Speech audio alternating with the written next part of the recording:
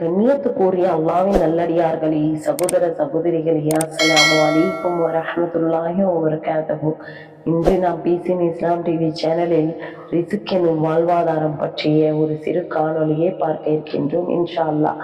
Risk என்று சொன்னால் நாம் சம்பாதிக்கக்கூடிய செல்வங்கள் என்பதை தான் நாம் ரிஸ்க் என்று நினைத்து கொண்டிருக்கின்றோம். ஆனால் ஒரு மனிதன் இந்த உலகத்தில் அமைதியாக வாழ்வதற்கு எதுவெல்லாம் தேவைப்படுகின்றதோ அதற்கு அரபியில் சொல்லப்படுகின்ற வார்த்தை தான் ரிஸ்க் எனும் வாழ்வாதாரம். கணவன் மனைவியை நேசிப்பதும் ஒரு ரிஸ்க், மகன் தந்தையை நேசிப்பதும் ஒரு ரிஸ்க். நாம் உடுத்தக்கூடிய உடை, உண்ணுகின்ற உணவு, பார்க்கின்ற பார்வை, வாழ்கின்ற வீடு, மனிதன் இந்த வாழ்விற்கு தேவையான அனைத்துமே அல்லாஹ்வின் புறத்திலிருந்து அவன் அமைதியாக வாழ்வதற்கு அல்லாஹ் கொடுத்த ரிஸ்க்.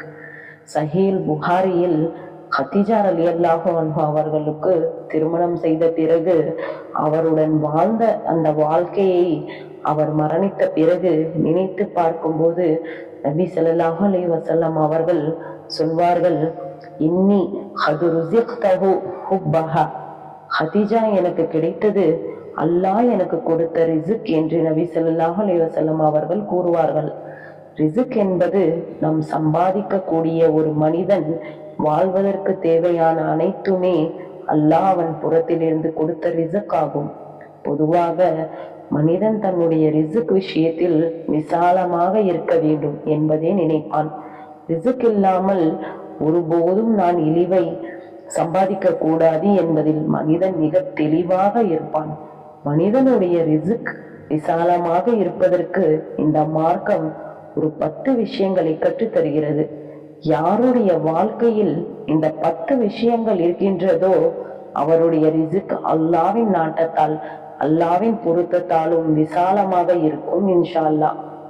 ஒரு மனிதன் தன்னுடைய வாழ்வில் தனிப்பட்ட வாழ்வாக இருந்தாலும் சரி, குடும்ப வாழ்வாக இருந்தாலும் சரி, சமூக வாழ்வாக இருந்தாலும் சரி, இந்த 10 விஷயங்களை சரியாக பின்பற்றினால் அவனுடைய வாழ்க்கை இம்மையிலும் சரி மறுமையிலும் சரி அல்லாஹ் மிகப்பெரிய ரிஸ்க் கொடுத்து நிம்மதியான வாழ்க்கை கொடுப்பான்.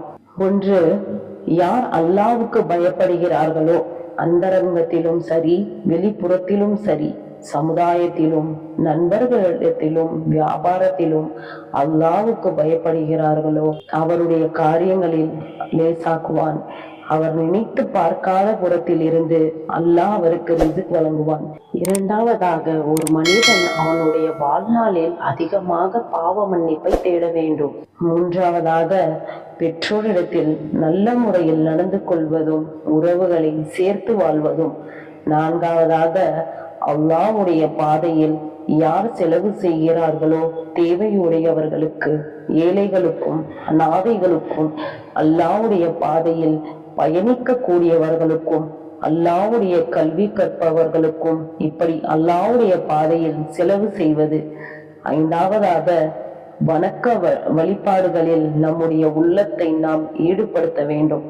5 வேளை தொழுகையில் இருந்து இரவு தொழுகையில் இருந்து குர்ஆன் அதிகமாக தொடர்பு படுத்தி கொள்ள வேண்டும்.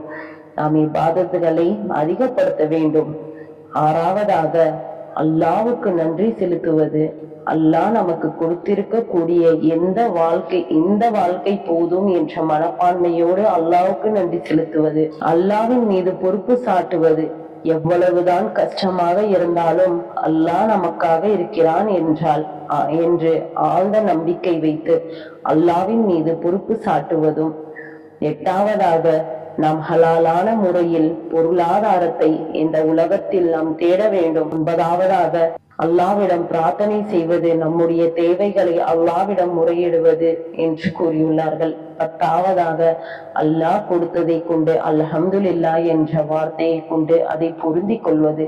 இந்த 10 விஷயங்களை இன்ஷா அல்லாஹ் நாம் செய்து நம்முடைய வாழ்க்கையில் நம்முடைய ரிஸ்க் என்னும் வாழ்வாதாரத்தை அடைய முயற்சி செய்வோம் இன்ஷா அல்லாஹ். அஸ்ஸலாமு அலைக்கும் வரஹ்மத்துல்லாஹி வபரகாத்துஹு.